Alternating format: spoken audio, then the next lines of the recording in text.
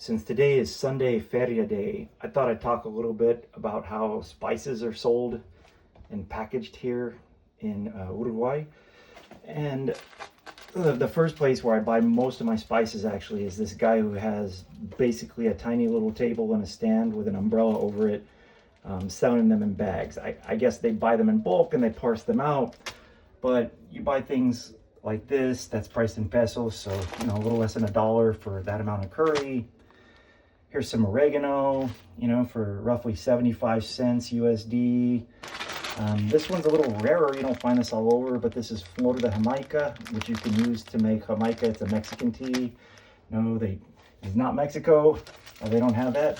But you can see they come in these little bags, right? And so if you open these and you don't use everything, you need a place to store it. And if you are a recent immigrant, you're probably not going to have that even if you have a shipment until it comes. So some of the options you have, you can go to the kitchen stores and you can buy some nice containers like these.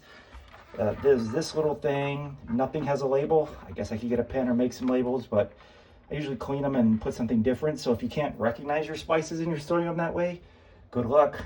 But so for bouillon, I tore the label off the little box and I put it in there. The one that's not labeled is beef, but that's kind of I probably should have put the label in there, but I know by process of elimination what I have.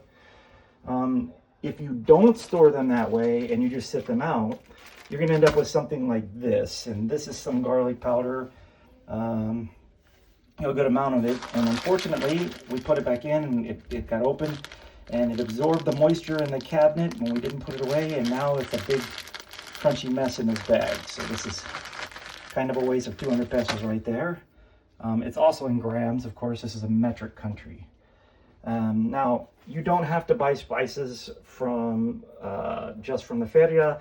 They also sell them in little specialty stores. For example, this is from a little market near my house, and this one is ground cumin.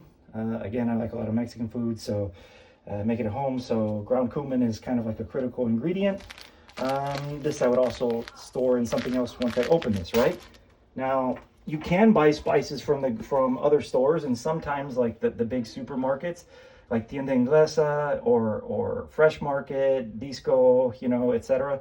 And they actually have, for some things, especially maybe some more U.S. things, that might be the only place where you can find it sometimes. So, for example, I managed to find some cayenne, and it comes in a container you would expect, like in the U.S. And then here's some chili powder, like ground chili powder. They have that, but different kinds of chilies here, and they're not really that spicy. And then this is like taco seasoning, and I think I have one that I found that is an adobo, etc.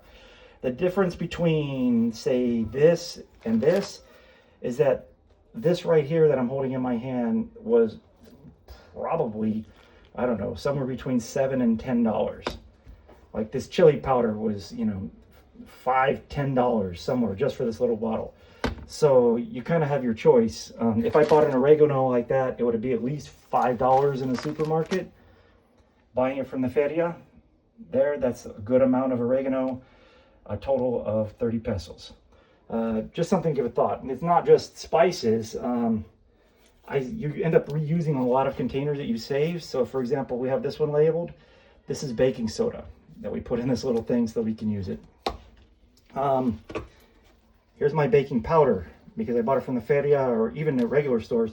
It just came in a giant bag and saved this jam jar or jam container and loaded in there. You end up buying containers for other things, like if you're buying grains. This is quinoa that I bought from the health food store. And so you do need to get containers. Now, you can go out and they sell these at the supermarkets and other places, and you can buy some really nice, high-quality containers. But mostly what you're probably going to end up doing is, at least especially when you first get here, because you'll be bleeding cash after moving, is reusing other containers. So one of the favorites in our house is, we have lots of these, we save them all, are the ice cream containers. Make great things. So this one, when the flour is sold in like a bag, but if I open this up, I don't just want to store this little bag in the counter. So I need somewhere to put it. And there you go. Reuse, ready to go, immigrant tested, 100% approved. hopefully this gives you guys some idea of what it's like with the spices and the dry goods and storage and some of the things you might encounter when you first move to the country. Bye.